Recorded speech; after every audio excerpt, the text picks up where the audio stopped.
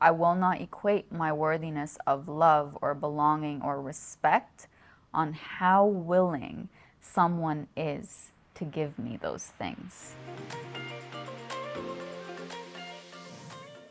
Najwa, welcome back to Women of Impact. I'm so happy to be here. I feel like it was yesterday that I was sitting here. Oh my God, honestly, it feels like that to me too.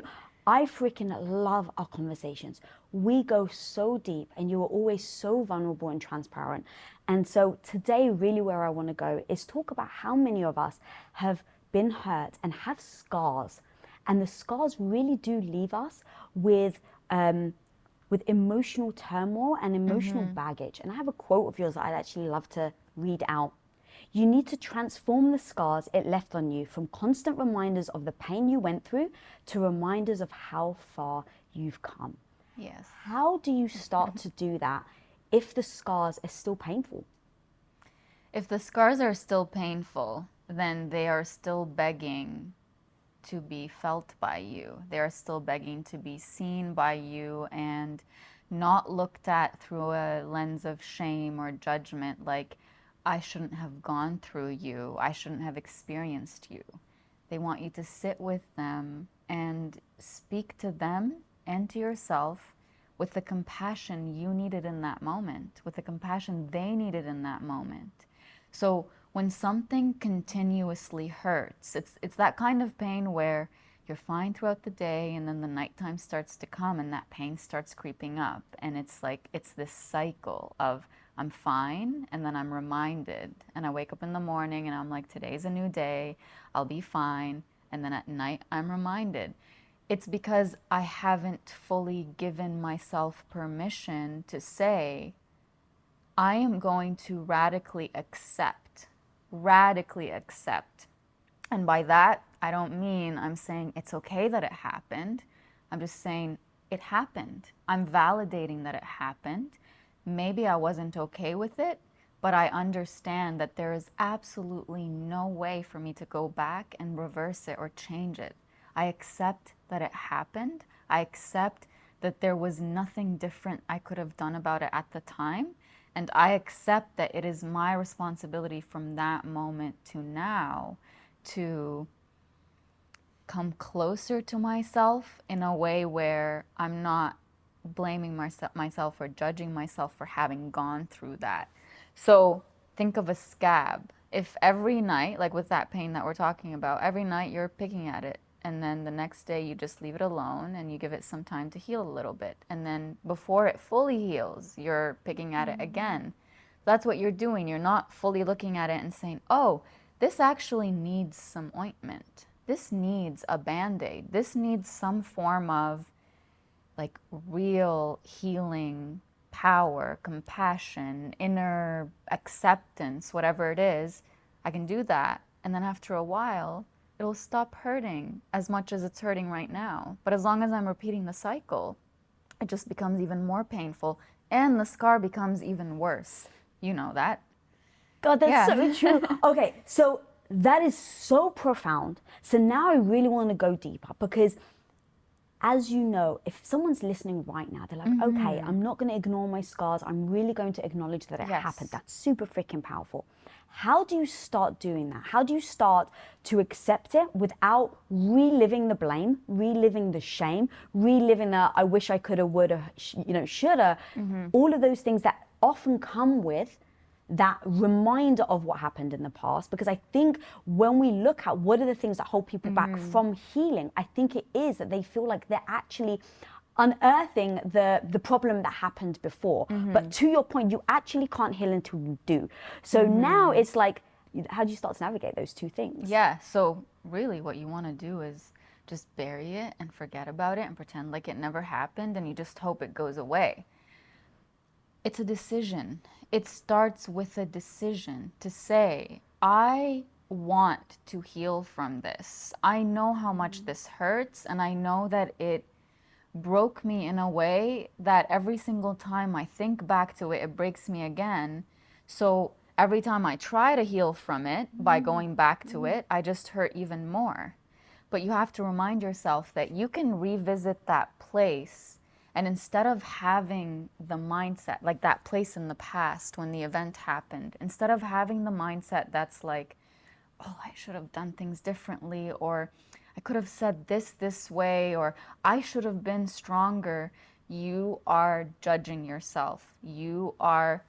This is you in the past, and you're coming as your present self. You're not sitting with this person. You're not understanding them or giving them the compassion they needed in that moment, which is, I know you're doing your best. I know that in this moment, you don't think and don't believe that you have the power to do more. I know this. And then there's the self-forgiveness part that comes in, where my present self is telling this past self of mine, we need to forgive ourselves for not knowing any better back then. It's not like we're forgiving ourselves for choosing to inflict this pain on ourselves. People will hurt you. It's not your choice, but your choice is to say, I'm going to take this pain and not say that I deserved it because I didn't know any better, and not say that I deserved it because I didn't protect myself any better. Give you an example. Say this painful event that you're talking about is a heartbreak. And every time your present self comes to your past self, it looks at this past self and says, well, you missed all these red flags. You should have been more protective of yourself. You should have been like you heard in this interview where someone was advising you to just always be strong and never show your cards and never really open up to this person. So you're basically telling your past self being vulnerable is wrong. Being open to connection is wrong. When what your past self needs to hear is, wanting connection is the most basic human need we have. Good for you for giving it a try. That's amazing. The fact that someone didn't honor that, the fact that someone cheated on you, the fact that someone decided they no longer want to be with you, that doesn't mean your vulnerability is wrong. That just means that this person wasn't the right one for you. There is someone out there for you. So take that dialogue from being full of shame and judgment and I should have, I could have, to I understand. I get it. Be that best friend for yourself in that moment. So first, decide that you want to heal from this painful event. Second, become the person you needed for yourself in that moment. So stop trying to bring your past self here. You need to go back to your past self and sit with her, with him, with them. Oh my God, that is so powerful because the judgment piece, oh my God, how many of us do that, right? Look back and judge our past behavior. And I think that giving ourselves the grace that we didn't know any different then, and to stop beating ourselves up over that, because I hear what you're saying is part of our that subconscious messaging is now telling us you shouldn't have been vulnerable, you shouldn't have put yourself out there, but actually you just did the best you could with the tools and experience that you currently have. And going back to where we started with the scars, as you were talking, it was like, you know how someone can say to you, don't touch the stove because it's hot. They can tell you, but to be honest, it's until you've actually touched it, burnt yourself, got the scar to go, oh crap, that hurt. Maybe I'll learn my lesson. I think it's very powerful to think through that the scar is actually the beautiful thing that has now taught you that lesson that you wouldn't have maybe known before. That's so beautiful. And sometimes, Lisa, we make decisions feeling in the moment like it's the wrong decision, but we still make it. So there are many people who tell me, but I did know that I was making a mistake in the past. Like my gut was telling me, just don't trust this person anymore. Don't move forward with this relationship. Don't take the next step in your relationship. But I did. And so, how do I forgive myself for that? And I always remind the person, think of what your intention was in the moment. Was your intention to be hurt, lied to, manipulated? Or was your intention to give someone another chance? Was your intention to see the best in another person? Was your intention to feel loved by this other person? That's beautiful and nothing to be judged for at all. And we start judging ourselves, and it's like, yeah, your mind knew better, but your life up to that point you operated through certain patterns of self-abandonment and self-betrayal and constantly seeing the best in others even when they've shown you the worst in themselves, or you've been operating in a way where you don't know boundaries and you feel bad when you set a boundary or even think that maybe you have the right to set a boundary. So you need to, like I said, you need to go back to your past self. Even if they knew better logically, you need to sit with them and understand why it is that they still went against what they knew. And that's going to teach you so much about yourself and the work that you need to do. God, okay, so in doing that though, when you know better, building the tools around you to then act, because in everything that you're saying, it's super powerful. And there's that one part of it, right, is acknowledging, understanding and recognizing. But then there really is that other part that is like, and now that you recognize, how do you start to set yourself up for success? And then also recognize that it's a process, so that maybe in 3 months from now, if you end up slipping, you end up making, let's just say, an error or a bad judgment call or something like that, how do you prevent yourself from then spiraling back into, oh my God, see, I knew that I was this person, I told myself a year ago, and now you feel like you're back at square one? Yes. I think the number one thing is stop being hard on yourself and stop anticipating that the absolute worst will happen, where you will be presented with a decision or some kind of a scenario and that you will make decisions based on your past. I think when we are hard on ourselves, we always worry about that. Like, yeah, maybe this time I got it right, but what if I don't get it right in 2 months? So the most important thing when it comes to taking the knowledge to the doing part is understanding the disconnect. So I'm going to give you an example. The period of my life that I went through when I became aware that I am a people pleaser, because before I used to say things like, no, that's just who I am. I'm just very nice. I don't like hurting people. I don't like it when someone's upset because of me. But it didn't matter if I didn't do anything wrong. I was more worried about how they felt about what I did, which had absolutely nothing to do with me, right? But if I sensed that someone was displeased with a decision I made for myself, I would go back on my decision so that that person wouldn't feel disappointed, ashamed of me, whatever it was, whatever that feeling or the treatment that they were giving me was. So I tended to do that, and then I internalized it as, well, I'm just that kind of person who doesn't like to upset anybody, you know? I want to be just kind to everybody. And but once I became aware that that's actually a result of being a people pleaser, I decided that I no longer wanted to be a people pleaser. So logically, I understood that if I made a decision for myself and say my mom or my dad or a relative of mine or someone I really love looked at me with, I can't believe you would do something like this. Logically, I knew that that's on them. Like, I made a decision for myself, so why do I have to carry the weight of what you're feeling as a result of that? Like, I'm already dealing with how hard this decision is. But then as soon as I would feel that I disappointed one of them, I would just go back to that little child that's like, please continue to love me the way you did before. Please don't be disappointed by me. Please don't. And I would go back on my decision. And then 2 hours later, I would think, I just let myself down. I knew better. How could I have done that? And it's because my body has frozen and gone numb every single time I let someone down. My body has wanted to run away from me towards that person, saying, please don't change the way you see me and the way you love me.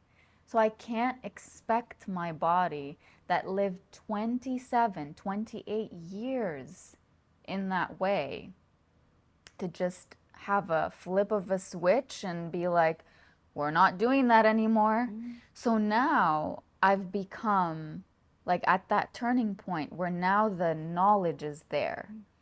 I've become a witness to my body. So if I'm sitting here and you're someone I really love, and I'm telling you I made a decision for myself that I know is going to upset you, and you just give me that look, or you start, say for example, you have a family gathering later and you don't invite me to it, or you don't tell me about it, that little child inside of me that normally would run to you and beg you, now I'm seeing that little child and telling her, you deserve to be loved by this person. You deserve to be pushed to make decisions for yourself. You deserve to not feel like your belonging in someone else's life, or your worthiness of belonging in someone else, is based on you not being yourself. So now I start tending to that inner child of mine. I start tending to that, the person who's lived a certain way for 28 years, instead of looking for the relief from the outside by going against what I know. And then at the end of the day, I can say, this was a really hard day. It was exhausting because I am breaking my conditioning. I'm breaking my patterning. And that isn't as simple as knowing that I need to do it or knowing that it's there. You're becoming your own therapist. You're becoming your own place where you go to when you feel like the world around you is telling you, you being yourself is too much. It's wrong. You come back to yourself and validate for yourself that actually me being myself is my ultimate life purpose and goal. And if I'm gonna have to go against what my authenticity tells me just to be in certain people's lives, I'd rather be alone for a while and then start building connections with people who welcome me as I am. But I'm not gonna stay in this stuck place where I want to be authentic and I still want to surround myself with people who have this much space for my authenticity. I need people who have the whole world for my authenticity. They are a safe space for me the way I've become a safe space for myself. So one of the other things I would advise any person who is aiming to go from knowing to actually doing and putting it into action is look at your environment and look at the people you're surrounding yourself with. Look at your supports, your resources, because that really affects how empowered you feel to move through healing. So think about it this way. You have 24 hours in a day. You go through a very triggering experience where, say, you tried setting a boundary and you were treated very passive aggressively. You were treated in a way that just made you feel like this boundary that you set is wrong, and therefore you are wrong, and therefore you don't deserve my kindness. So imagine that the healing you're doing is breaking out of your your enmeshment with that person. As in, for anybody who doesn't know what enmeshment is, it's basically you get rid of boundaries. They just don't exist. If I'm enmeshed with you, the way you feel, I feel the same way. It bleeds into me and vice versa. So if I'm trying to break from that, and I'm putting myself in an environment where every single day when I try to set a boundary or try to speak up, I am being triggered back into my, please don't change the way you see me. And so I'm like taking a little step and then going back and taking a little step and going back, and it's exhausting. So you need to remove yourself when you're ready from environments that constantly give you that trigger to go back, trigger to go back. You need to put yourself in environments where that doesn't happen, where it doesn't happen very often. Yes, you're going to go out into the world and try to set boundaries and people will be upset. But if your main primary environment that you're putting yourself in every single day is constantly testing you, right? Your survival is to just, okay, I don't want to upset you. I need peace. But I'm not at peace. I'm only at peace because I've managed you and your emotions, right? My answers are always so long. I love them because here's what's important. I don't just want this or any of the conversations to just be chat, right? It actually, if we're looking for real impact, going deep like that is so important, because when I think about why do we as women really struggle with certain things, it's the nuances of something, right? It's not just like, oh, ignore your scars and, learn from them and move on. There's so much damn nuance. There's so much damn nuance. And I think that by ignoring the nuances of what we're talking about isn't actually going to create change. So when I think about, okay, people understand this isn't working for me, I'm devastated, this relationship or this situation isn't making me feel good. Why don't people change? Why don't people act? It's because there's a massive gap between knowing and doing. Yes. And it isn't out of lack of want or trying. I think it's lack of the nuances that end up becoming the reason why people don't get themselves out of it. Yes. And so by you giving these little details go, it's so damn powerful. That's beautiful what you just said, like about what is actually missing between the knowledge and the application, between the knowing and the doing. It's not a lack of will or like you gave me goosebumps when you said that, because the amount of advice I see online or people who give these motivational talks where they say like, get up and do this and I'm just like, well, a person isn't leaving a toxic relationship or a toxic family relationship or a toxic workplace because they don't want to. They really want to. They are struggling to understand why they haven't done it yet. And it's because one of the biggest fallacies is that relationships shouldn't be work. Say what? We put time, effort, and hard work into growing our careers or our business, but love should just happen? After 20 years of being married, all starts with being willing to ask and answer hard questions. I have a free downloadable PDF for you for a happy, successful, lasting love. Click the link below for free access to the most important questions you must ask your partner PDF. Their whole life survival, again, if your body lived through a certain patterning and conditioning for X number of years, it is not going to overnight break out of that patterning and conditioning.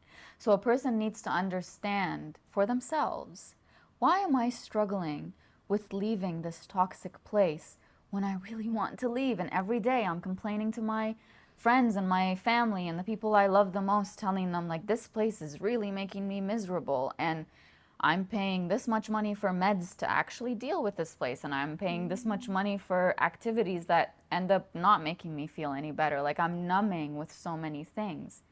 A person who's stuck knows they're stuck. They don't need you to remind them that they're stuck. They need you to sit with them and try to bridge that gap between who they are now and what they know now and who they have been and what they've known and done throughout their years. It's not just, I'm not looking at you in isolation right now, because you're not in isolation right now. You're a compilation of all of your experiences. 6 years ago, I was a completely different person than who I am today. A year ago, I was a completely different person than who I am today. And I grow through learning about all the imaginary cages I had around me. They really were imaginary, but I can say that now. But back then, they felt like real bars around me. Like, I can't step past this because if I do, I'll be in trouble. And so sometimes you look at a person and you see them in this big space, but when they're looking around themselves, they see themselves in a little tiny cage that they can't move from. So a person doesn't need you to tell them, oh, just walk over here. They needed to go over there, sit beside them, and try to understand, why are you so scared to step forward? Why are you so scared to leave this confined space? And that's when everything starts coming up. I'm thinking about myself about 6 years ago when I first started writing and putting my writings out there, and I used to be very sheltered. I looked at family, culture, and religion as they are just these big, bold red lines that have to be a certain way, and you simply cannot cross them. And at the time, it wasn't even you simply cannot cross them because it was you can't even contemplate crossing them because if you do, then you are just such a bad person and you are someone who isn't worthy of belonging or you're just worthy of shame, like actual shame. Not just that I'm going to exclude you in some way, but I'm going to look at you and say, how dare you do this or break this rule or whatever. And just to add, sorry, that if you do question it, you're shunned even more. Yes. If you do question it, you're just like, you're looked at as, well, why would you ask that question? It's just, that's just the way things are. That's just the way things are, which honestly, I want to start using that now with people, like when they challenge me on my own decisions. When, when people tell you, well, you weren't like this before, like you're different now. And they say it is an insult, right? Yes. Yeah. Like, oh, you weren't like that before. And for me in particular, when I get those words, it's usually an attempt to shame me and make me feel like the person I've become now is selfish and only thinks of herself and doesn't, again, going back to the enmeshment, I'm not worried about other people's feelings based on the decisions I make for myself, which I look at that and I'm like, that's beautiful. I wish everybody could be that way. But now I should use that response that's just like, that's just the way things are now. I love it so much. I want everyone right now, guys, you've got to be writing this down. Yeah. That's genius. Having those go-to lines as well, because in that moment, right, they're trying to disrespect you. They're trying to push you down because you've now stood up for yourself, right? Yeah. You're now saying, I'm no longer going to take X, Y, and Z. This is the person I'm going to show up. It takes a lot of hard work to then show up to be that person. Yes. And it's a power play. That is it, period, right? Is that person trying to overpower you. And in that moment, how do you respond? A lot of us, and me, myself, I start to stutter because I'm like, now I start to get insecure, right? It starts to press the button. It starts to make me feel like I'm that little Lisa again that couldn't stand up for herself, that couldn't speak the up. way you lived for so many years. Yeah. Yes. And so having that go-to phrase is so damn genius. I love that. You need to trademark it. You need to keep posting that quote on your page. That's the way things are right now. And you don't have to explain why you changed or why you don't care about their feelings about you and your decisions anymore. You don't need to explain that. You never had to. You thought you did.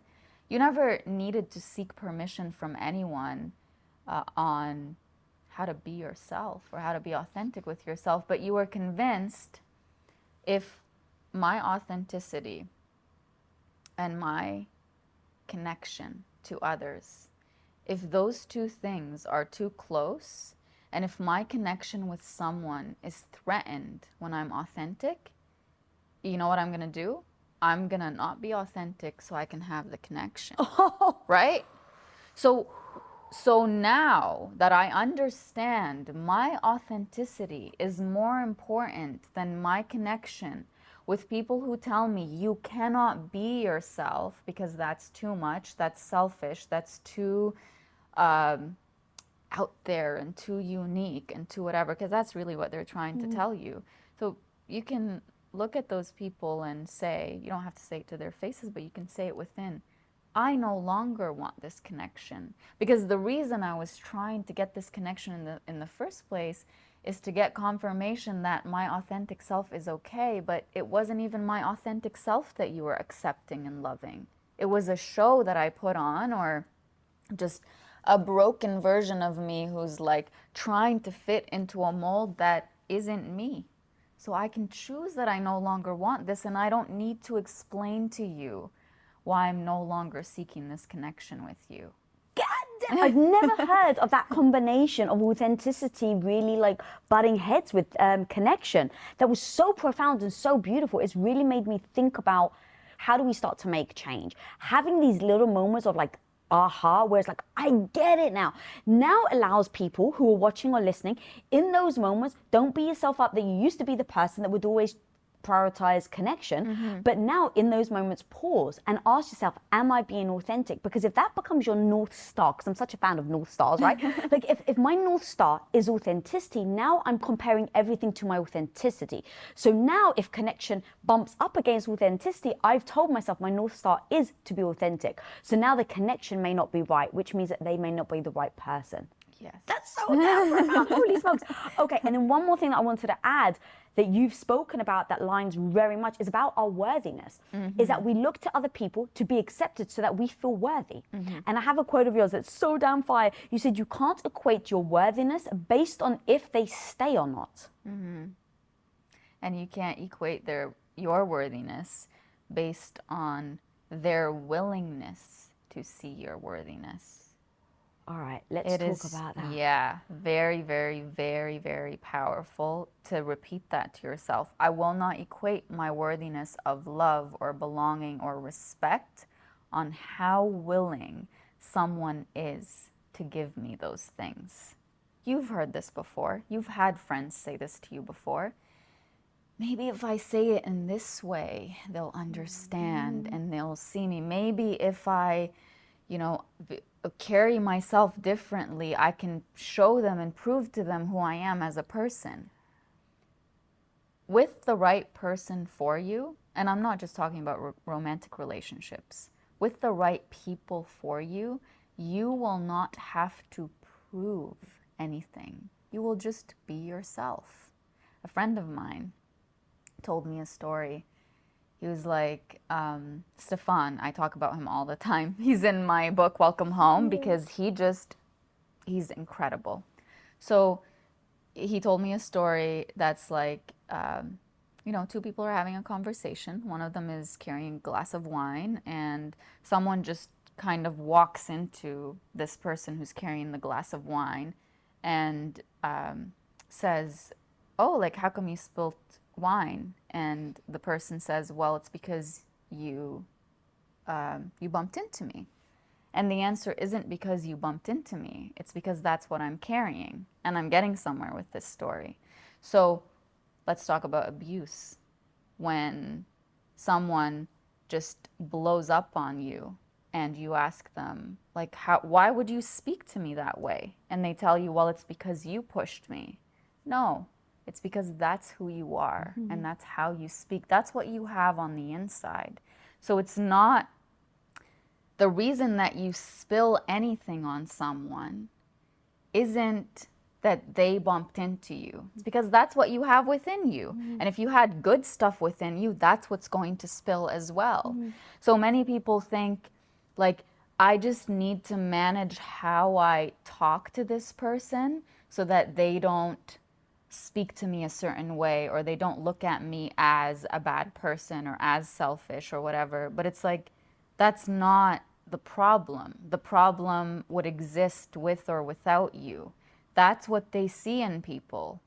They look at people as selfish and manipulative, and just because it could be because they're better than them. It could be because they have a very cynical view of the world. So the way that someone is not willing to see you for who you are and your worthiness of love and respect and kindness, that's not because you're not showing yourself in the right way. That's because that's how they see you and the people around you. So the change doesn't have to happen from you, where you just exhaust yourself trying to convince them and make them see, she deserves love. She deserves respect. Like, I really respect her. No, they need to change the way that they see the world. They need to change the way that they see you. And sometimes a person will tell you after a relationship ended, a person who used to treat you really badly will look you in the eye and say, you are honestly the kindest person I've ever met. And you'll be so confused and saying, but you didn't tell me that when we were together. It's not that they're not seeing, they're not willing to see. They know, but they are not willing to break their own way of thinking and seeing the world for you. So stop focusing on trying to change their willingness to see you for who you are and start just being who you are. The moment you find yourself, like this is your best indicator that you are working hard to prove your worth. The moment you start thinking, oh, I should do this differently just so that that person could see it that way, you are in a position where you are being made to prove your worth. And you can make a choice. You can say, I know who I am and I know what I deserve. I am just going to be myself. I'm not going to do anything differently. Or you can decide to do what you know they want to, would impress them or they want to see. And then later you're going to look at yourself in the mirror and think, wow, I really changed something about myself just so that I could see that glow in that person's eyes that tells me, I'm impressed by you. And so you might feel better based on that external validation you got, but you got that external validation after choosing to internally abandon yourself, right? Yeah, and that validation piece is so powerful because going back to your glass analogy, a lot of us will go, okay, so I'll just make sure that the next time they walk in the room, next time they're rushing by, I'm going to step out of the way so that I didn't spill the glass, and now they don't have to apologize. So now you're thinking of them, right? And now what you're doing is you are contorting yourself to work around their parameters versus saying, what are my parameters, and does my relationship with them actually fit that? So you have actually got a quote of yours that talks about this, which is really about, we give our power away so that we can feel that validation. And in the real time, we think, oh no, it's actually like we get validation out of it. It's a dripping effect. Every day it's dripping on you. That you're giving your power away, you're doing it for somebody else. And then eventually it ends up making you powerless, feeling like you're being mistreated and you don't know where to go with it. And I love your quote. You say, basically, it's a decision. You get to decide how much power over your healing you want to give the person who already hurt you. So actually, the last interview you and I had, there was that really viral clip where every single time I share it, it gets like millions of views. The one where I say, do you really need the person who hurt you to apologize to you? Do you really need the person who hurt you to validate for you that they hurt you? Do you need them to give you permission to start healing by saying, yes, I hurt you, go ahead, start healing? You don't need it, you want it. Because you want that validation, absolutely, it's a basic human need. But you don't need it to move forward, because who lived that pain? You did. So why do you need the person who gave you that pain to say, yes, I gave it to you? You need to, again, sit with yourself and say, how did that feel in that moment? How did that pain feel all those years? So bad and so painful, and it pushed me to do things and numb in ways that I don't see myself through. Therefore, instead of continuing to put my healing on hold and numbing through all these other things, or even closing myself up to new connections just because of how painful this pain was, I'm going to say, I need to heal from the pain I'm carrying. They've already handed it to me. I just need to start healing from it. I need to start, like I said earlier, accepting it. Not saying it was okay, but accepting it, and accepting myself who was in that moment, who received that pain, and accepting myself from that moment on until this present moment with everything that I did to try to heal from it, whether it was good or bad, healthy or not healthy. I need to be the one who is there for myself when the pain started because someone else chose not to be there for me. I need to choose to not also abandon myself in addition to that person abandoning me, because then I'm leaving this person somewhere in the past, and now I've dissociated from her, and this person who hurt her has also dissociated from her, and so she's just left alone. So what I need to do is go back to her with that pain that was given, because she's still carrying it and I'm still carrying it, but I'm not doing anything about it. But it's just weighing me down because there's a part of me in the past, that old self of mine, who's just waiting for me to come back and get her. And I'm not doing that because I'm like, nope, I need to move forward. And maybe when this person comes back and apologizes, I will go back to that moment. Well, that person they've moved on. They're living their life. It is your responsibility to heal the wounds that were inflicted upon you, whether they were by you or by someone else. I wanted to say one thing about that last wine example that we were saying, when you said, well, then, I have this mentality now when I walk into the room, I don't want to get close to this person so that I don't get them to spill anything. Well, how painful is it that that person is the person whose love you want the most, but you know that getting that love is dependent on you not getting close to them? There is no vulnerability involved because your vulnerability is not welcome. Your vulnerability is pushing that cup to spill. And if that cup is abuse from the person who you love the most, and you're blaming yourself for pushing them, right? So it's not just that you are trying to protect yourself from that spillage happening, but you're also guarding yourself from real connection, because you can't come near that person because that's the only thing that comes out of them.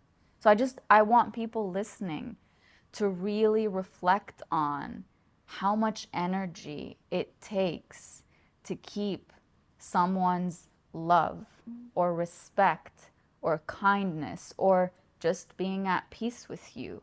How much energy is it costing you? And if the energy that it's costing you is staying at a distance from them, but always wanting to be close to them, but being so afraid of getting close because you know what the consequence is, that's not love, that's not respect, that's not kindness.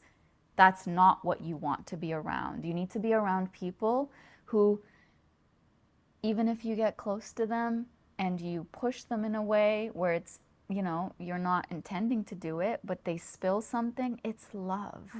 It feels good. It doesn't feel like a punishment. Wow, what's interesting is everything that we've just spoken about in these last 5 or 7 minutes is about validation. It's that we seek validation in a relationship. We seek the validation when we've broken up from the relationship. And so when I think about it, it really is all about how do we start to build that validation within ourselves, so that if I show up today and I say, I'm going to read a book, I'm going to read Najwa's poetry today because I really want to start connecting with my soul. Cool. Get up that morning, read your poetry, and now you've got validation with yourself that you said that you were going to do something that was going to help and heal you. And now, as you start to build that validation, you start to no longer look externally outside of yourself for it, because you can give it to yourself. Absolutely. Yes. So I love that you just really hammered home the validation piece, because I don't think we realize that that is a big thing of why we act the way we do, because we get the emotional satisfaction out of being validated. So that's a big part. It's don't beat yourself up over the fact that you get emotionally satisfaction out of that validation. Just recognize, going back to the recognition, that it doesn't serve you, doesn't serve your relationships, and that if you're able to then pivot, start developing it within yourself, then hopefully you actually start to improve your relationships because you're not seeking it from them. Because when you are able to give it to yourself, then you're not dependent on others for it. Then it feels good when you get it from others, but you're not just so desperate to get it from others because you're not able to give it to yourself. And it is hard. It is so hard to learn how to give yourself validation when you never knew how to do that. And probably the biggest reason we didn't know how to do that is we didn't even know that we had something about us that is unique and that deserves to shine and flourish on its own. We always saw ourselves as part of a puzzle, just a little puzzle piece. And so as long as I can manage this person's emotions and this person's whatever and follow these rules, then I'm fine because I fit in here. But once you give yourself permission to actually look at yourself and, you know, your characteristics, your likes, your dislikes, your needs, your wants, and all of that, and tell yourself, I actually have the right to express those things and receive them.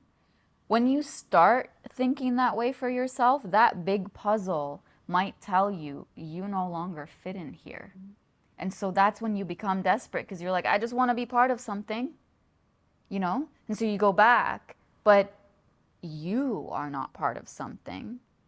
The parts of you that have adapted to that something are part of something.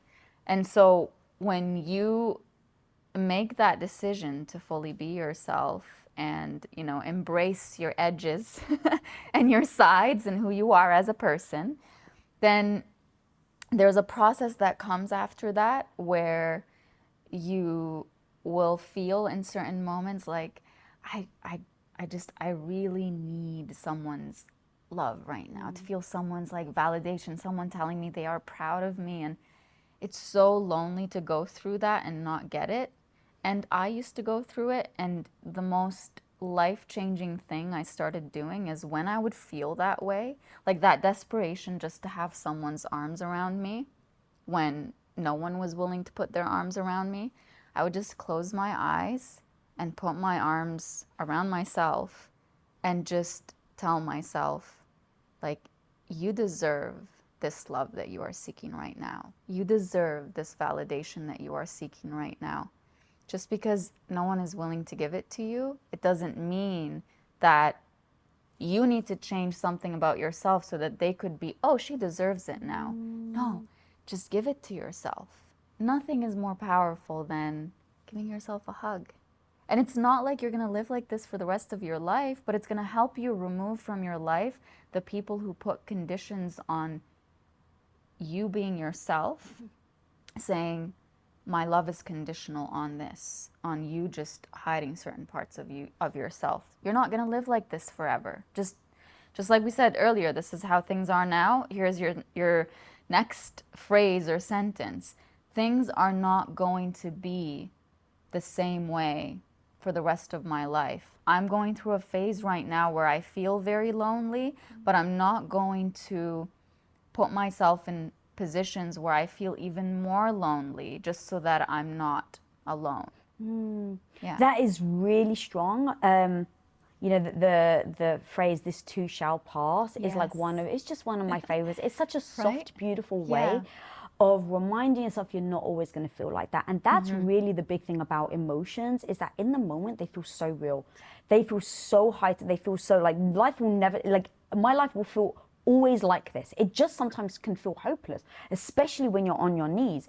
And so reminding yourself that, hey, look, you got this. Like, you know, like it's this too shall pass, and this isn't always going to be permanent. And just right now, when you are going through it, what are the things you're going to do in order to self-soothe so that you can get back up? And one of the things actually that I've heard you talk about that is so damn powerful, because I think a lot of us do this, where we self-soothe by going, it's not about you. It's not personal. They did this because they're struggling. They did this because they've had childhood, you know, problems. Talk to me about that, because when I heard you rebut this whole thing, I was like, go Najwa. Like, so talk to me about how you see this, because it's so damn powerful. I've never heard anyone talk about it like this. Like when people say it could be worse, right? Like be grateful for what you have, or what they did to you, whatever it is, hurt. You know that it hurt. So you don't need someone else giving you advice, telling you, well, like, oh, that person hurt you? No, like you're so much better than that. And you're just sitting there thinking, but it did hurt a lot. Like, I'm not sitting here needing somebody to speak to my ego and tell me you're so much bigger than this. I need someone to tell me that must have been so painful.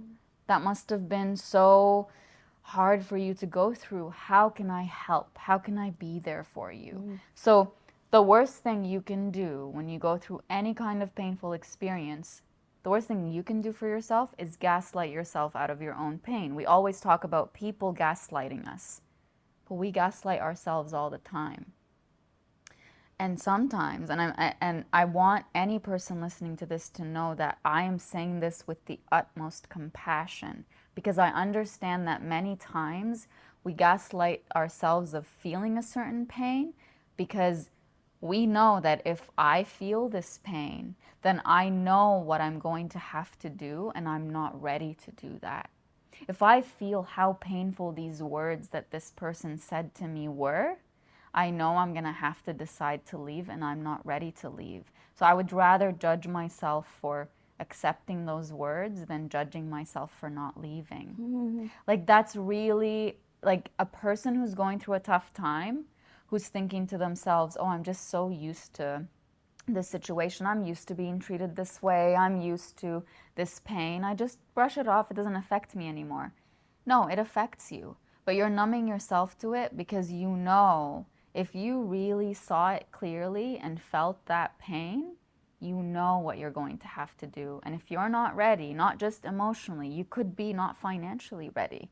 You could be, you could have no support system around you. You could have children that you're worried about. You could have so many things that would stop you from making this big, massive decision based on allowing yourself to feel how painful that pain was. So instead of doing that, you just tell yourself, it's just another day. You know, I've put up with this 200 times. I could just do it again, you know? So be compassionate with yourself instead of saying, I'm bigger than this pain. You know, I'm not going to let someone hurt me this way. Just say it hurts. There's nothing wrong with that. That gaslighting piece is so strong. And I'd love to actually go over a couple of phrases, because this is also something that where people are just like, oh my God, I do that to myself. People don't realize, right? Like, same with me. It's like sometimes you don't realize your own habits. So, you know, also like, so when you're justifying, let's say, right? It's like, oh, well, they've got a bad day. They're going through a bad period in their life. Things like that, where you're making reasons and excuses, exactly what you're saying. What other things have you maybe even said to yourself where you're like, now you can recognize, oh, that was a massive sign that I was gaslighting myself? So anytime I find myself putting someone else's reality ahead of mine, I know I'm gaslighting myself. And I learned this in therapy, and it's so powerful. When I step out of my story to be in yours, that's where I draw the red line. I need to come back to my story. So I can see your story. I can see the excuses. I can see your upbringing. I can see what would have pushed you to do or say something. But I don't need to leave myself and my story and my upbringing and my intentions and what I did and what I said just so that we can just live in your story. I need to stay in mine, and that's where that boundary needs to be drawn. Yes, I can understand you reacted that way because you were abused when you were a child. I can understand that, but I'm not going to tell you that you hurting me is okay just because I want to live in that excuse. That is wrong, and this is wrong. Those two things can be wrong, but just because you don't want to deal with that pain and dissect it and heal from it and put it behind you, and instead of actually doing that, you are spilling your pain on me. So instead of me giving you that, no, you need to go heal that pain, because I also don't deserve that pain to be spilled on me. You know, I've done this with friends, I've done this with partners, I've done this with family, where I just got to a point where it's honestly, Lisa, it's one of those like times where, you know, when you sit there and you're staring into space and you just lose track of everything around you, and you're just having a moment of clarity where you look back at a certain memory where you were spoken to a certain way, and then later, like, everybody excused it by saying, well, that's just how he is, you know? And everybody just but everybody adapts to that one person's how they are, you know? And you're just sitting there thinking back to that moment, and you think, wow, like that, the way he spoke to me was so wrong. And so, but I, in that moment, I didn't even give myself the right to be hurt because everybody said, well, that's just how he is, so live with it, right? I didn't give myself the right to be hurt. Exactly. Because no one else around me gave me the right to be hurt. It was just, well, he did, again, don't take it personally. That's just who he is. He's always been like that. Just adapt to it with it and live with it. But can you imagine if I, in that moment, just spoke up and said, you shouldn't have spoken to me in that way? This is where the compassion piece needs to come in for anybody listening.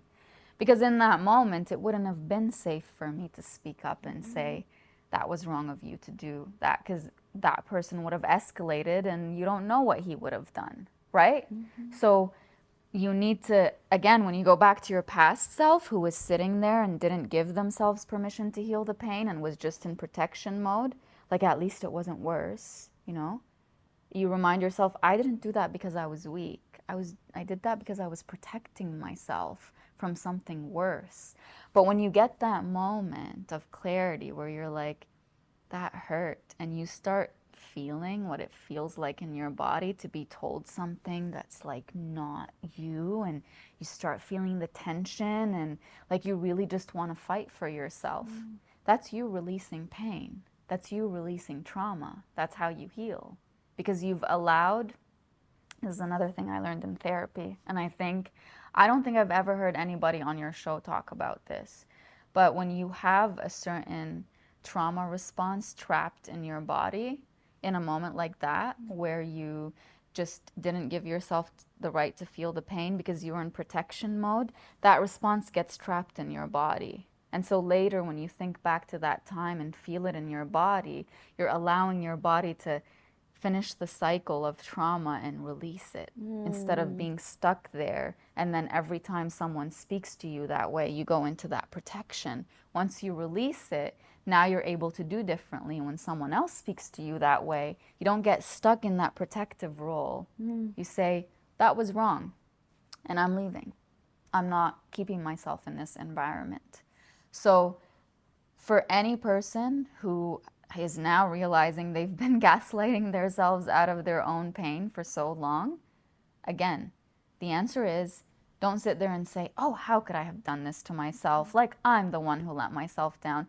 No, many people let you down. Yes, you abandoned yourself, but you were doing it to protect yourself. Stop taking away from how painful the pain they threw your way was by saying, well, if I just protected myself better, right? Yeah.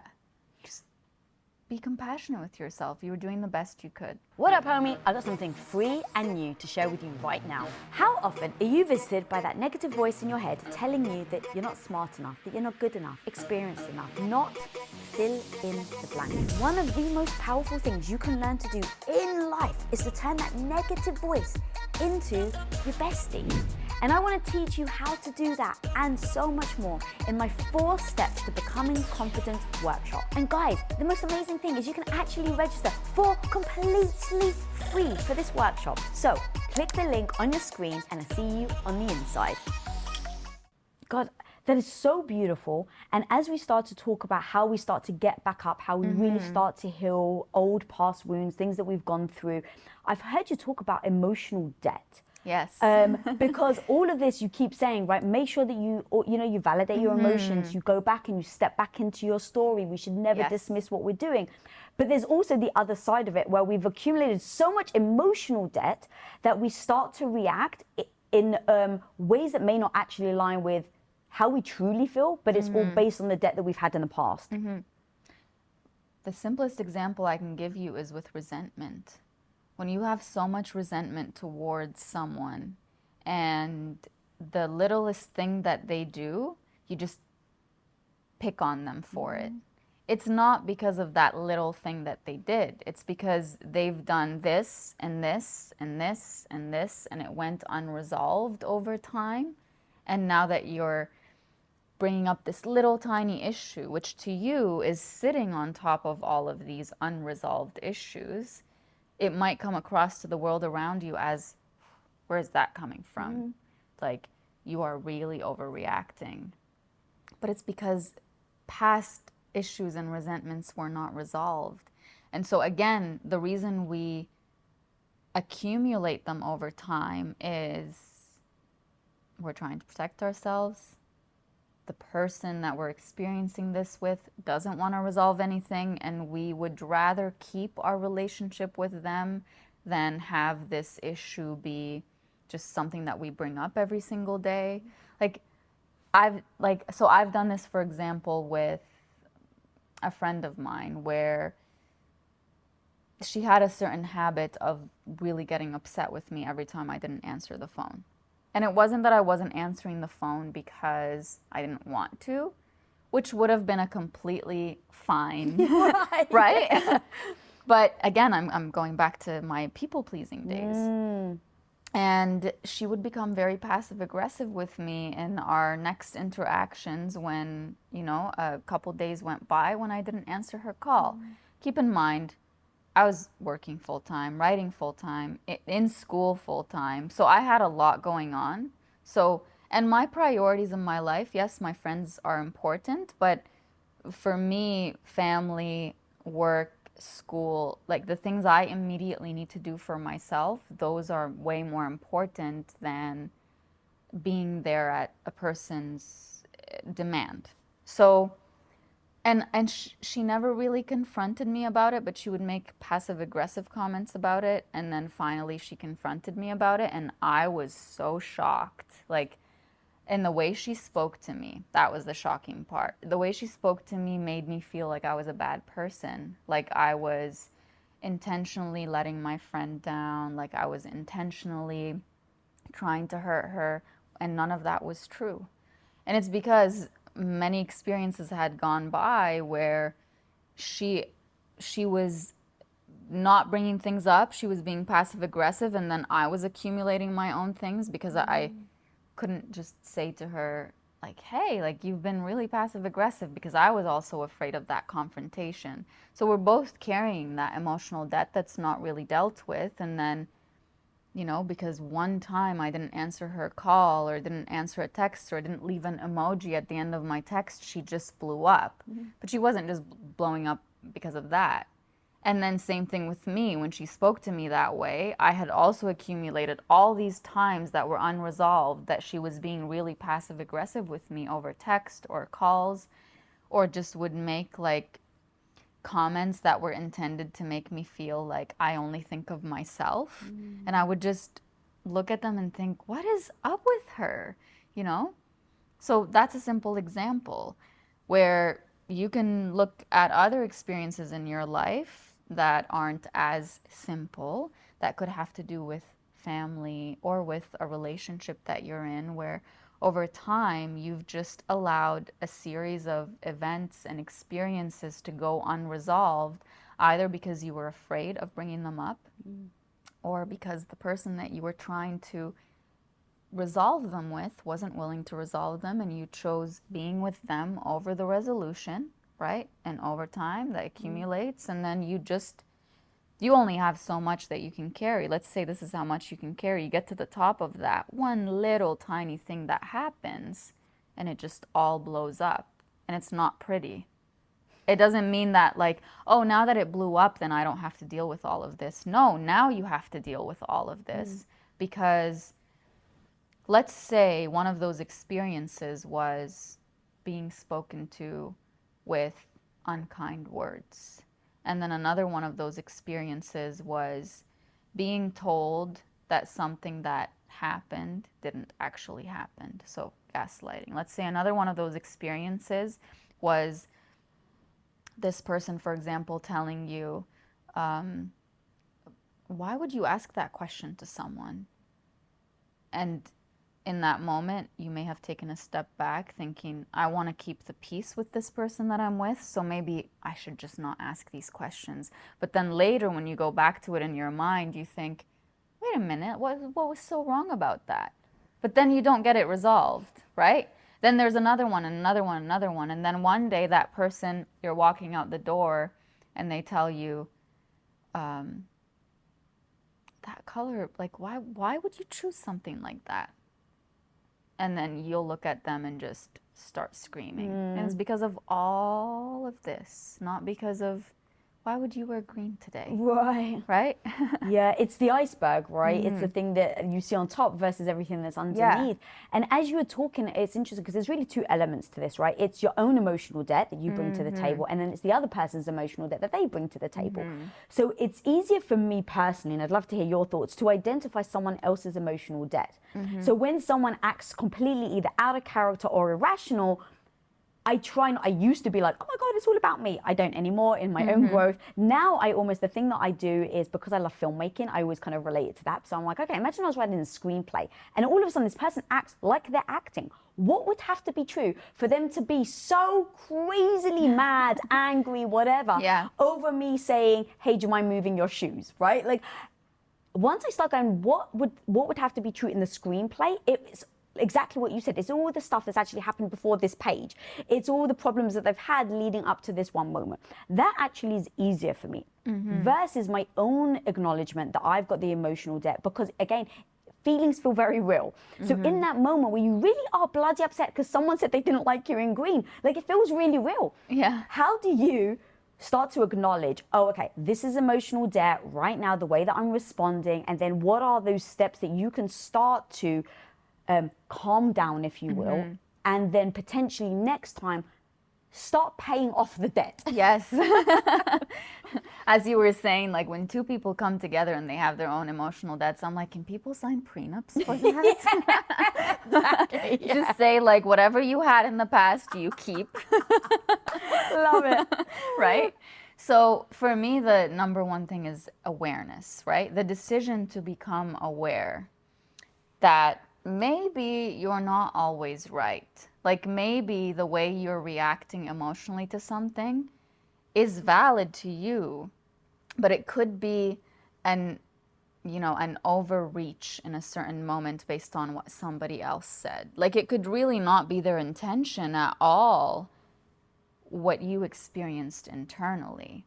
So when you go through enough of that in your life, and the people who carry a lot of emotional debt that's unresolved, they know that they have a lot going on. And you'll know because you'll see them go crazy over something that you just think to yourself, it was literally just a mug. Like, that was put this way, but you think it should have been put this way. So as an outsider, you see that, but they also know that. But it's telling yourself, maybe there's something about me that needs to change so that I'm not constantly reacting to the world around me. Maybe there's something about me that needs to change where I don't start trying to control the littlest, tiniest things because I'm sitting on a time bomb of unresolved things, right?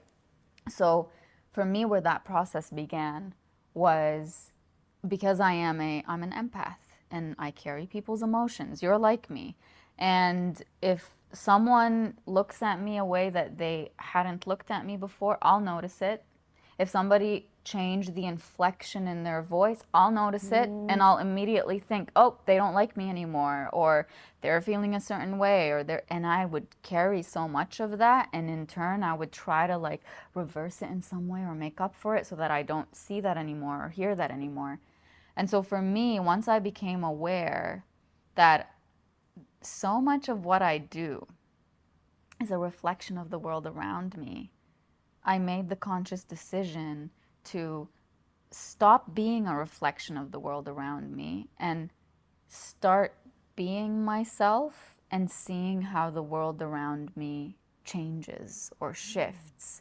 So now I'm not reacting, because a reaction is very immediate. Now I'm responding. So now you tell me something, right? And I take some time to think about it before I say what I'm going to say. So the time that I take will include that initial reaction that could be, how could you say something like this to me? How could you, knowing everything I've been through, how could you might know that I'm sensitive to being excluded. I'm very sensitive to being excluded.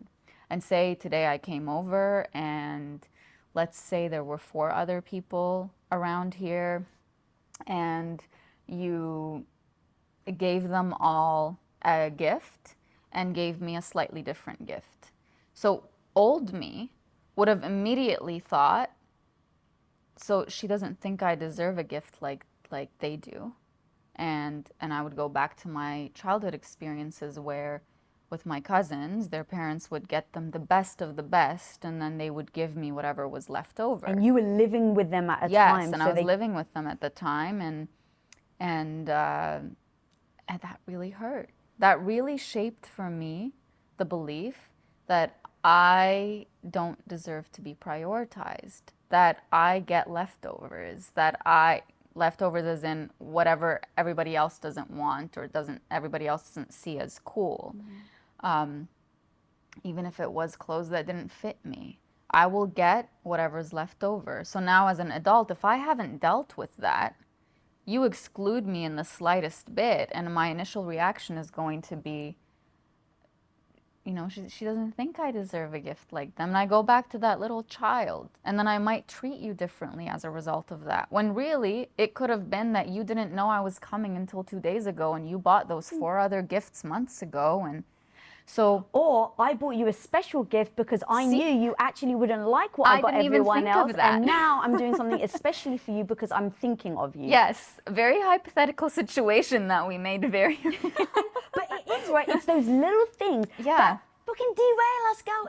It takes us from going, oh my God, Lisa was so kind and thought of getting this very special gift for me, to then the interpretation being, wow, I can't believe she doesn't like me, she doesn't care about me, she doesn't value me as much as she does the other people. Yes. It's fucking night and day, but this is exactly it. This is exactly what, and sorry, I'm swearing a lot. This is when I feel very aggressive, right? These are the moments that as women, we start to get inwards, we start to then develop a certain mindset that then doesn't serve us or empower us. Yes, absolutely. So what can I do as somebody who's carrying all of that emotional debt for years?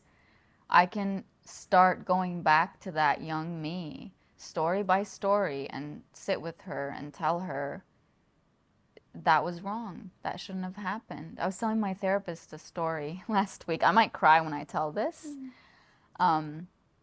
because she asked me, she's like, what are you going to do for yourself this week? And I said, you know what? Maybe I'll buy myself a bike. And she started clapping, and she's like, I can't wait for the day that you tell me that you did. And it's because of this story.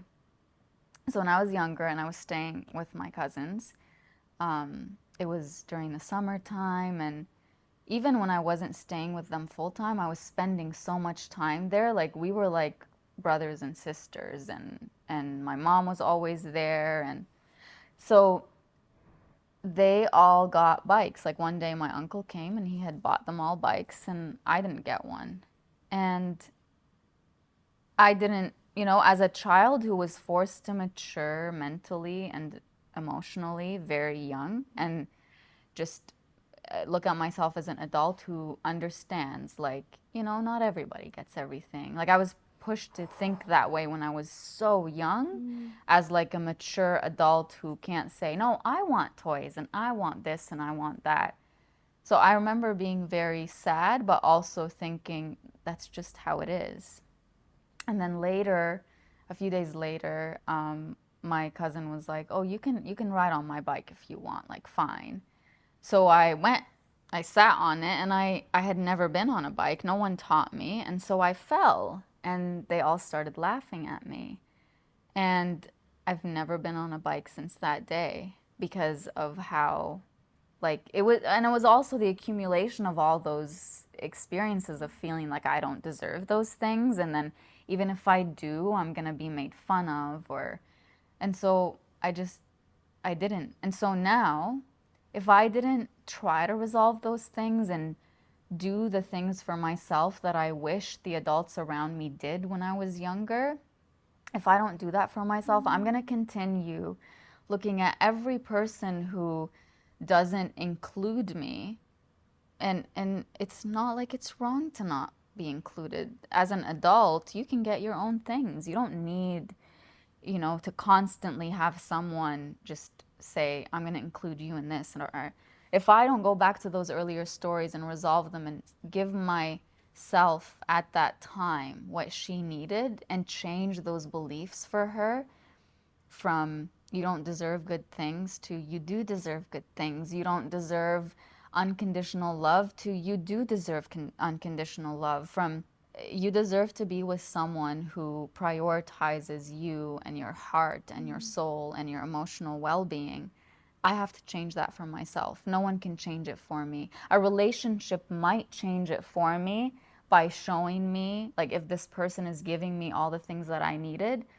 But a person can spill love and shower you with gifts and prioritize you all the time. If you don't believe that about yourself, it doesn't change you at your core. And as soon as that person is gone, you'll go back to being that person who didn't think she deserved any of those things. So yeah, that's one of the ways I'm meeting my own needs. That's one of the ways I'm resolving my own emotional debt that I accumulated for no fault of my own. Like you started accumulating those things as far back as you can remember. And yes, I know you want that parent of yours or that aunt or uncle to come or cousins to come and tell you, we shouldn't have done that. But you don't get it all the time. You need to give it to yourself. You don't need them to tell you, yeah, I knew I should have gotten you a bike too. You don't need them to tell you that. You know that. So you have to let go of your need to get their validation that what happened in the past was wrong. And event by event, you start taking that emotional debt that's like way up here. And then what you're doing is you're creating space for new love and positivity and connection, and then you start walking around on a base of that instead of on a base of all this emotional debt that's just it's waiting to explode. I love that so much. Oh my God. So, because everything we talk really comes full circle when you think about the validation and the worth piece, right? Because you even said, like, I could wait for someone else to buy me a bike, but now you're doing the same thing. You're waiting to be validated by somebody else. You're waiting for someone else to say, oh, you're worthy of a bike now. You weren't at 9, but now as an adult, you've paid your dues. Yes. But in just taking the action, in not waiting, there is, I'm going to be honest, I assume there is a little bit of sadness to it. But I think that's the natural course of nature when it comes to emotions. Absolutely. So just embracing, it's a little, yes, I do wish actually someone had actually just bought me the bike. Yeah. But the fact that I recognize I can't wait for it because now I'm repeating the cycle that I did as a child. And now to your point of now you're starting to pay the emotional debt, you're starting to get out of it by unwiring these thoughts and these emotional debts that you have been stuck in the past. Yes, and it's not just about the bike. Like, you could see a scene like this in a movie where it could really hit you differently if you just add the sad music in the background, right? Slow motion, punch-ins. Yes, because someone might listen to a story where, you know, a little girl was with her cousins and their parents bought them bikes and she didn't get one, and that person might think, well, yeah, that's fine. Like, they might not see it as, but the way it impacted me at that time, and Lisa, I can remember the exact spot I fell off that bike and where they were laughing at me. The impact it left me with is not for anybody else to say, oh, that was really sad. How did you go? It's for me to validate for myself how awful that was and decide to do something about it where, again, it's not about getting myself a bike. It's about meeting my need in that moment and telling myself the words I wish I heard at that time, which are, you are as important as them. Therefore, I will get you a bike just like I got them. That was it. Yeah. It's the importance part, the prioritization. And I would have loved it if somebody in my adult years got me a bike, but it's going to be so much more beautiful that I'm doing that for myself, right? And what I absolutely love about this story is it gives very people listening right now and watching very concrete steps. It really is, guys, what is that need that you used to have as a child?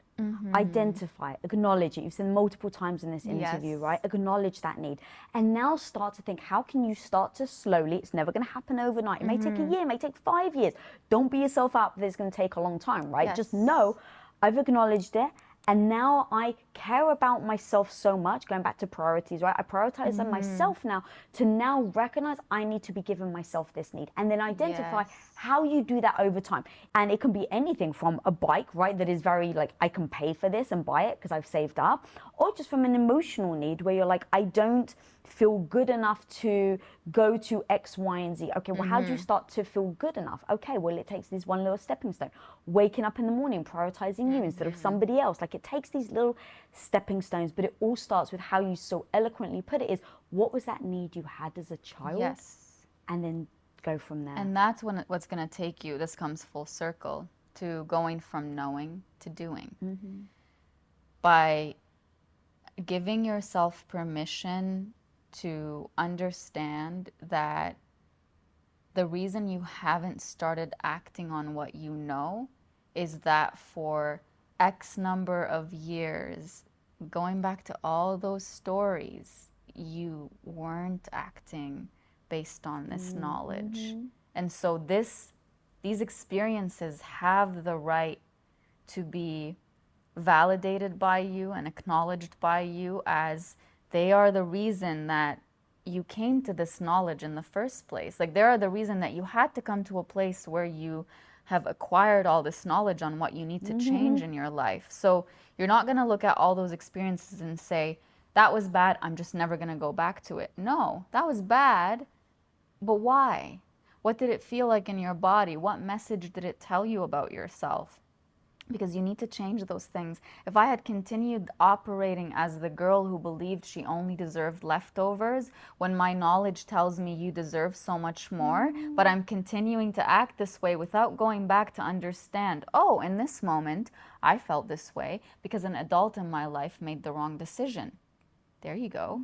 There's a light bulb moment for me that's going to help me work on the knowledge that I now have. Oh my God, so true, so good. And then that final piece that I really want to hammer home in you saying I'm going to buy a bike for myself is the last piece to the puzzle that not only says, hey, I'm going to fill in my own needs that I want, but there is that part of like, we're so, as people pleasers, we're so inclined to do things for other people. And I heard you even say a story, you saw something for your nephew or something and you were like, oh my God, of course I'll buy this. You didn't look at the price, you didn't look at the, right? Like, it was just like, of course, I knew how it would make him feel and it was a no-brainer. But we never do that for ourselves. When it's something that we want, we justify, maybe we shouldn't do it. Sometimes it's literally a $5 thing. And I'm like, do I really need it? But if it's for someone I love, it's like $1,000 and I don't even think about it. Just, Yes, and what I so love about you saying, I'm going to buy the bike for myself, is now also pivoting that part of us that will absolutely show up for other people, but not ourselves. This last piece of the puzzle is, I'm going to fill in my own needs and I'm going to show up for myself first. I'm going to spend the money on myself. I never used to. That idea is now really solidifying within you that I'm freaking worthy, that I show up for myself. And girl, that is so damn powerful. So when you get in the bike, I'm going to get it this Najwa week. I'm going to go bike shopping. And even if I buy it and even if it sits there for a year before I sit on it for the first time and decide to teach myself, it's going to change something inside of me. And I just know it because meeting my own needs has been riddled with feeling selfish and feeling like I'm someone who's ungrateful for everything good that has gone on in my life and like, why? Like, are you just whining about your childhood? Are you just stop making that your life story? Like, you get that kind of messaging when you start speaking up for yourself. And then you just have to recognize that that's a continuation of the pattern you fell into in the past. And yes, Lisa, I'm going to meet my needs for a certain period of time, but it doesn't mean that for the rest of my life, there will be no person who is going to look at a story like that and say, let's go bike shopping. Like, you're going to get that, but don't depend on someone else to meet your needs. Once you get to a point where you can meet those needs for yourself and not be so desperate for someone else to meet them for you, then the only people who will walk into your life, who will stay in your life, are those who aren't threatened by your ability to self-fulfill, and they will just add instead of chipping away at you by making you dependent on them for love and for all of these things. Like, don't go back to that pattern in your adulthood that started in your childhood just because that's what feels safe in your body. And I want to say a really powerful thing. Sometimes what feels safe in your body, as in what doesn't make your body just want this whole thing to go away, like kind of like when you do whatever it takes to keep the peace with someone, that might feel like safety because you've protected yourself from something. That definition of safety goes against the definition of safety that now as an adult you need to be going for. You're not going for safety that's in opposition to something you need to protect yourself from. You're going for safety that's open. You walk towards something or someone and you feel safe being yourself instead of feeling safe when you close up. Like, you need to break that. That's such a mic drop. We're gonna have to do a round 2 because holy smokes, that was so beautiful. Guys, Thank you. In fact, before we get to where people can find you, we're gonna do a round 2. Click that notification button right now to be the first to watch our freaking round 2 because we've gotta go deep in that. Yes. So until then, where can people find you and everything you're doing? They can find me on every platform for social media. It's just at Najwa Zebian, and my books, all 4 or 5 of them, are available wherever books are sold. If you want to hear more about how to stop self-sabotaging, then check out this clip right here from my girl, Nicole LePera. Our minds seek the familiar. Repeating the same behaviors is called a pattern, which comes from childhood conditioning. We repeat what we know. So I kind of want to just start from the beginning. If that is true, how do we start to identify what patterns we have developed from childhood that are not serving us? Yeah, absolutely. I actually got chills hearing you reread that just because of how powerful that just statement is. And then I think when I answer the question, experiencing that statement is incredibly powerful. So what do I mean by that? Observing yourself. So I can sit here and say, you know, we're patterned, we repeat everything from our lifestyle habits, you know, the things we do first thing in the morning, how we go about our day. I could tell you repeat thoughts that we get very repetitive. We tend to tell ourselves the same narrative in our head, most of us, all day long. A lot of us now are really familiar with the phenomenon of thoughts producing emotional reactions in the body. I think most of us, I know myself, I've sat on a couch, had an anxiety-provoking thought, you know, worried about something happening, typically something not positive happening, and I myself, at least, have thrown my body into a complete reaction. I would start to feel panicked. So a lot of us are repeating the same emotional experiences too. And the way we identify that is we watch ourselves, observe yourself. The large majority of us are in autopilot all day long. We wake up and we don't really consider the choices that we're making through the day. That part of our brain, those of you who are familiar with my work probably hear me go on and on about the subconscious. That's where those patterns are stored. So when we wake up, pay attention to how many choices you're making for yourself that day. Or is your autopilot determining your day to day? And chances are you are conditioned. You are repeating those same patterns, even if you intend to do differently. Okay, that's amazing. So how do you do that without judgment? And then do you know the David Foster Wallace quote, be like water? My audience are probably sick of hearing this from me, but it's the story where there's an older fish swimming one way, there's 2 younger fish swimming the other. The older fish goes, well, how's it going, boys? How's the water? The other small fish keep going. One of them turns around and is like, what the hell is water? And the point being is that when you're in an environment, day in, day out from birth, you don't even know it exists. Right. So knowing, let's say, these thought patterns and these assessments that you're making have started from the beginning, how do you actually identify, in fact, even that it's a pattern and not just matter of fact? And then how do you do that without judgment? Yeah, the judgment part, I think, is the piece, Lisa, that we all struggle with. I kind of universally speak of a critical voice in our head because I quite literally think quite universally, we all have that. We all sit in judgment of ourselves. I'm better than you, I'm worse than you, good, bad, all of those words come from that ego space. So it's a skill, it's a practice, and it's gonna be difficult. Especially if you know you're someone with that inner critical voice, your habit is going to be to sit in judgment. So I just like to voice these things because I know a lot of us can become very self-judgmental when it doesn't come naturally to us or when we do see those judgments being cast. So we wanna practice just viewing them as they are. And I talk about the childhood and the wounding and the effective conditioning because I think a lot of us do judge ourselves. A lot of us have maybe been through a lot of therapy, have been through a lot of self-help, might even consider ourselves really insightful. We might essentially know better, but yet we can't execute the choices to quote unquote do better, if you will.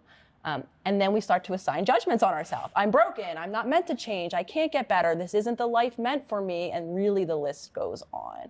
So learning, I think, how to shift that, learning how to just view things objectively as they are, and understanding if you are someone who's stuck in that conditioning, that it's not actually a sign of something being wrong with you. It's a sign that your subconscious is functioning as all of ours do to keep you safe, to keep you in that familiar place. All right, so let's do a real world example. Because you're 100% right. There's a massive difference between knowing something and then doing something. We can know all the information, but doing it, our emotions get involved, right? The judgment gets involved and it just stops us. So you're a psychologist, you know exactly how to work your mind, you know the tips and tools, you're still obviously evolving. And so how do you then, let's say Nicole wakes up in the morning and goes, okay, this is tough, the situation of the world. I know what to do. I don't want to place judgment on it because I know that doesn't serve me, but I'm still not feeling it. Like, actually take me through those steps of what it looks like. Nicole opens her eyes, has the negative thought, and what?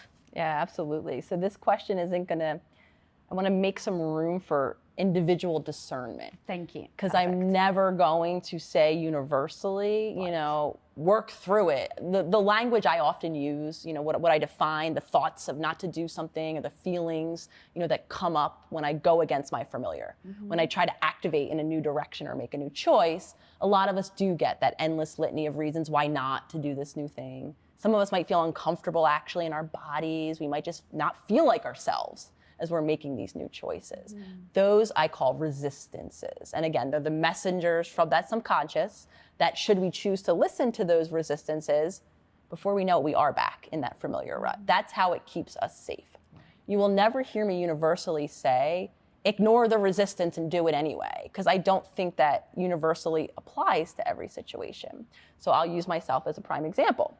I wake up and there's a difference between mornings where I just it is that old resistance. I just kind of don't feel like it, though I can activate and make the choice against that otherwise. And then there are different mornings where my body doesn't feel like it. I'm emotionally exhausted. In those circumstances, I do urge the individual to honor their intuition or their inner knowing, the part of their body that's saying, you know what, that new choice isn't for me today. I'm actually going to surrender into maybe what my body needs today. And it's not getting up at 5 a.m. and going to the gym. Maybe this morning I do something different. That's the end product goal though, is to get so in touch with ourself, to learn often, as I still do myself, through trial and error, to learn what my body and my emotional and my energy signals are, to know and be able to differentiate whether or not it is that resistance. And this is a moment where if I actualize this new choice, right, I can keep myself moving in that future self direction. Or if this is a moment where, you know what, I'm going to honor my body or my emotions right now and make the choice that my need is telling me in that moment. And how do you then make that distinction specifically? What does that look like? Yeah, absolutely. And that comes after doing the work for some time, right? That comes after building a foundational connection to myself. For me, those of you who know my story know that I was completely dissociated for a very long time, meaning I wasn't connected to my physical body, so I couldn't hear its needs in any given moment.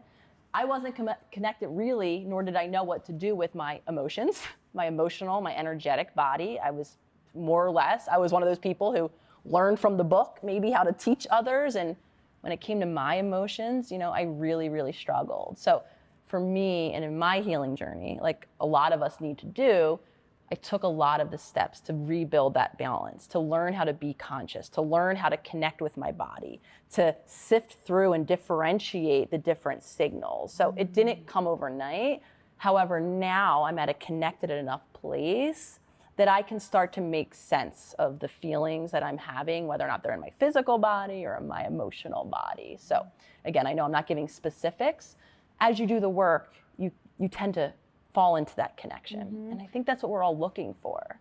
Most of us are looking to find our way back home, to figure out what choices make sense for us. And we live in a world where there's endless opinions and there's endless information now and there's endless tools.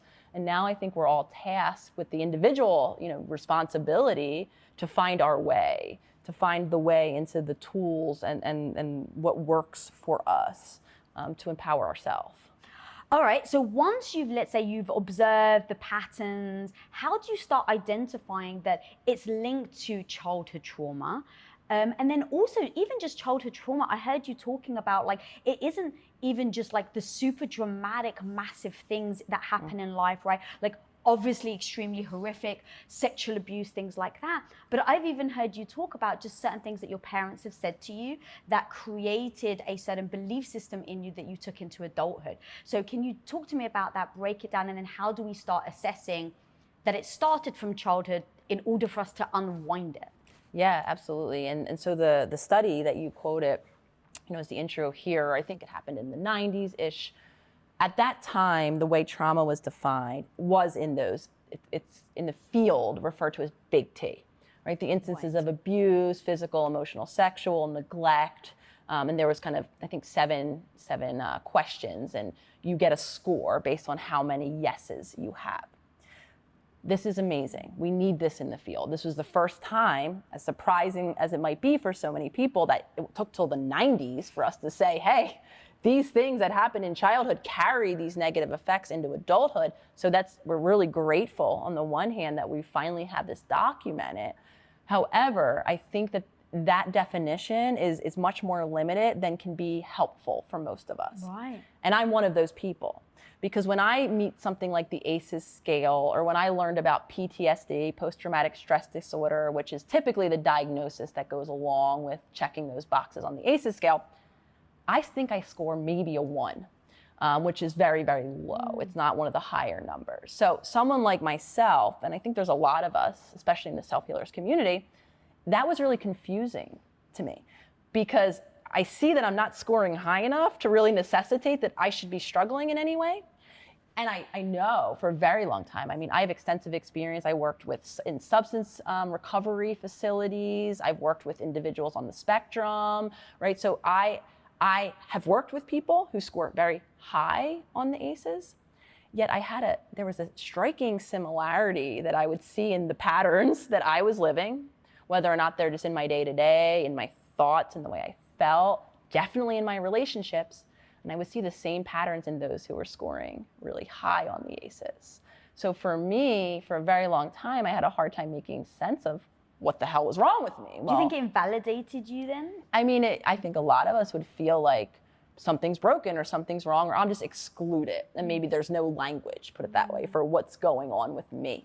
And the danger there, or the risk there, is that we do tend to assign these then global, not so positive evaluations. I'm broken. I just can't achieve that thing. That's not meant for me. I'm stuck with these symptoms for my lifetime, right? That sort of generalized language, the more you repeat that to yourself, the more you become stuck. So a big part of my work, you'll hear what I talk about, and I've coined it, or I refer to it, I should say, as spiritual trauma. All of the other ways that I believe, and one of the major reasons I call myself a holistic psychologist now, is because I believe there's an interconnection between our bodies, our minds, and I believe a soul, that indescribable thing that makes us human, that none of us can really put our finger on, though I feel like in increasing numbers, we're all kind of resonating more and more with that.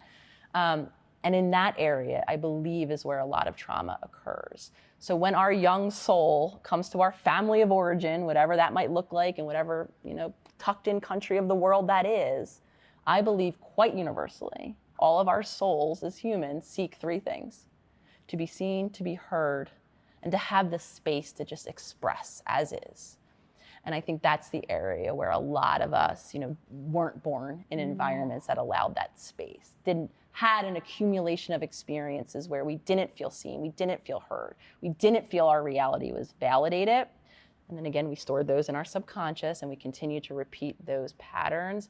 And it can cause a lot of the same symptomology of dissociation, of medication and numbing, with all of the ways that we do that, all of the ways we cope, in my opinion, often are born out of those very early spiritual wounds. So I'm a very big advocate for expanding definitions of trauma, for understanding, that you might not be checking the boxes of the big traditional things that you thought, could cause you to continue to struggle in ways that you still might be struggling based on those past experiences. And so just something else I like to offer, because if you're like me, I have very limited memories of my childhood. I can't close my eyes and kind of review like a movie my past. So to speak to your question of how do I know if it's based in my childhood or not, when I speak about my lack of memory, I do get asked a lot, what if I don't have memory? What if I can't see the moment in time in my past or know that pattern originated there?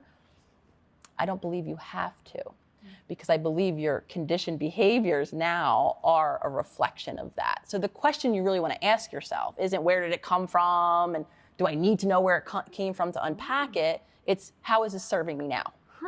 And if it's no longer serving me, now I have other tools that I can begin to make choices to begin to use and develop new habits.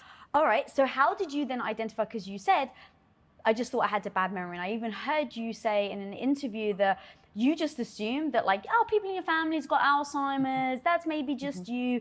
But in researching, going deep in yourself, you started to realize, actually, no, that was just your, I don't know if you use this word, but kind of like a survival mechanism to just forget the past. So how did you even break that down so that and I understand it's not a one-for-one, but just so that people can start to notice, oh yeah, I actually thought that about myself, based on what she just said, maybe this isn't just me. Maybe this is something that I've developed and I really need to look at that. Yeah, I think anytime we see ourselves repetitive, okay, right, that especially in situations, and I know we all can identify those, where whatever we're doing in that repetitive fashion isn't translating to the results that we want, right? If each time this conversation comes up and, I react in one particular way and I get this reaction or repercussion, if you will, and that doesn't work for me, yet I can't stop, that's usually an indicator that we're kind of stuck in that autopilot. So for me, it wasn't an aha light bulb moment. For me, it was very gradual. It was beginning to use different tools. So for me, it was simply realizing how unconscious I was. Oh, consciousness, great. Okay, so I've learned I first learned, what does it mean to be conscious? Okay, being conscious means being fully present, being in a moment, having my senses activated. Okay, first question to ask myself, how often are you in that state during your day? And my first answer was, I'm not. So now I know I don't really know what consciousness is like. So until I begin to practice that new habit and settle into now a more conscious life, now by contrast, I can understand consciousness versus unconsciousness. So a lot of us have to begin to action, I guess is the way I want to simply answer this, to break those habits, to give ourselves new lived experiences, to be able to understand, right, which was that remnant of the past and which is the future that I choose to walk toward. Wow, so when you say senses, do you literally sit there and go, all right, what am I hearing? Yeah. Let's tune into my hearing sense. What am I smelling? Let me tune into that. Do you kind of just take it one by one and just really? Yeah, absolutely. So listeners who don't, yet know kind of how conscious or unconscious they are throughout their day, we all walk around with cell phones. Best suggestion, just set an alarm on your phone for random times throughout your day. So you might not even remember by the time the alarm goes off. And when that alarm goes off and my alarm's going off, first ask yourself, where was my attention? Where's my attention right now that, I hear this thing and now I might zap back in to the current moment. Where was it? Was I worrying about the argument that I had with my partner in the morning? Was I maybe worrying about what's happening tomorrow? Was I like me somewhere else, but I don't really know where I was? And then when I do identify that I was somewhere else, as a lot of us will, using your senses, doing exactly like you said, they can be incredibly what we call grounding. Because when I'm activating my senses, I've now moved my attention from wherever else it was, and I've brought it back into my physical body, entering the present moment, activating the prefrontal cortex, an actually different part of our brain from that subconscious that was probably calling the shots until you tuned in, firing that up. We know that neurons that fire together wire together, right? So we're almost giving ourselves some mental training and then making it easier to access that conscious state in the future. So yeah, using your senses, ask yourself, I'm touching a nice pillow right here, right? I'm touching, I'm smelling, I'm feeling, and now I'm conscious. A lot of us probably will shift right out of that consciousness very quickly if we're used to being in that unconscious autopilot, which is why I say it's a practice. We have to, over time, gradually, every chance we can make that choice when we notice, oh, I'm somewhere else, to come back here and know that every time you're doing that, you're helping your brain to make that your more easy to access state. I love that. I mean, it's so tactical, and I'm such a huge fan of tactical advice, because we can get lost in our emotions in the moment. So having that is extremely powerful. I now really want to talk about trauma bonds, what they are, how they show up. And I hear it so often, right? That it's the bonds that they have with people, that people, whether they can't find a partner or find a partner but they're not happy with, like, please share your wisdom. Yeah, absolutely. And the reason why I'm always talking and people really resonate with the concept of trauma bond, Lisa, is because we're interpersonal creatures. We need other humans. A lot of times I do see my work being misinterpreted when people believe that when I speak the concepts of self-healing, that part of that message is on an island away from other people. And I just want to clarify, self-healing means gaining the supportive relationships around you, learning how to be in your authentic self and be connected authentically with others, because we need others. We all need other humans. And where our trauma bond conditioning began was from those earliest of humans. It was, for many of us, the caretakers. Humans, I believe, might be the only species that is in a state of complete and utter dependency. Meaning, when a human infant is born, it cannot live on without at least one other entity caring for its, here those words come again, physical, emotional, and spiritual needs. Most other mammals, right, can care for themselves. If they're a certain, age of gestation, they can live on. We cannot. We are completely in a state of awe, in a sense, when we're just infants. We are learning, we are absorbing. Our brain waves are actually firing in a particular kind of frequency that allows us to take in everything around us. We're learning, essentially. And so what we're learning is how all of those needs happen in our body and how to get them met. And because relationships are so important, we began to enter into dynamics with the people around us, specifically to keep ourselves connected and safe so that we can ensure that our next set of physical needs get met, our next set of emotional needs get met, and that we are seen, heard, and expressed to the best of our ability.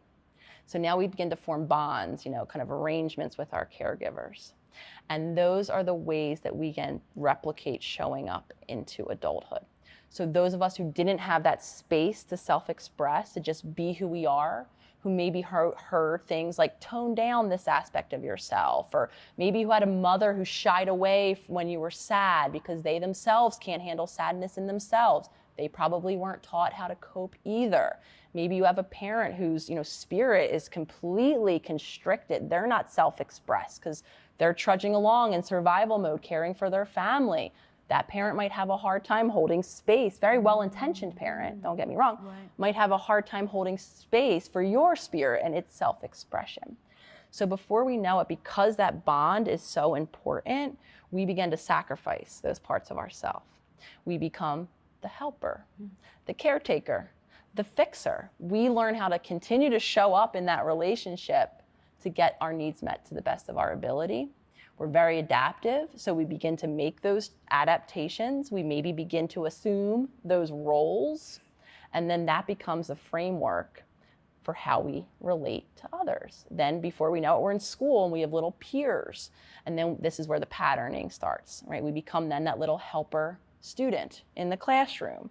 And then before we know it, flash forward, right, we're the helper adult. And we continue to show up in these very constricted or restricted ways, continuing to keep ourselves from that full self-expression, maybe even continuing to do our own needs a disservice, maybe putting other people's needs before our own. And that's what trauma bonding is. Essentially, simply, it's those repeated patterns of relating to others specifically that were formed in childhood that, for the most part, aren't allowing us to fully express all of our needs. Ladies, if you want to become a high-value woman that you know you really, truly are, click here. What does self-worth actually mean to you? Oh, self-worth is my belief that I belong wherever I am, in whatever room or space that I'm in, and that I bring